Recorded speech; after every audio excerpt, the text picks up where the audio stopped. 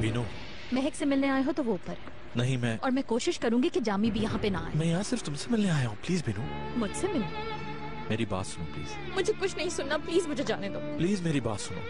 देखो मैं सच बोल रही हूँ, मुझे तुमसे नहीं मिलना। जानता हूँ मेरी किसी बात पर तुम्हें यकीन नहीं। हाँ नहीं है। लेकिन मैं तुम्हें प्यार करता हूँ बीनू। तुम्हें यकीन दिलाने के लिए मुझे क्या करना होगा? अब बहुत देर हो गई है करीम, जाने। नहीं नहीं, कोई देर नहीं हुई। मैं तुम्हें प्यार करता हूँ, पर ये भी जानता हूँ कि तुम मुझसे प्यार करती हो। प्लीज मुझे जाने दो। उससे मिलने जा रही हो ना? तुम समझती हो मैं तुम्हें उससे मिलने दूंगा? मुझे तुम्हारी इजाजत की जरूरत नहीं है, मेरा हाथ छोड़ो, मैं कहती हूँ। अच्छा छोड़ देता हूँ, लेकिन जाने से पहले कह दो कि तुम मुझसे प्यार नहीं करती। बीनू देखो, देखो मेरी तरफ देखो और कह दो कि तुम मुझसे प्यार नहीं करती। बोलो, वादा करता हूँ तुम्हारे सामने कभी नहीं आऊंगा। करीम मुझे छोड़ दो। कहो, कहो तुम मुझसे प्यार नहीं करती। बोलो ना।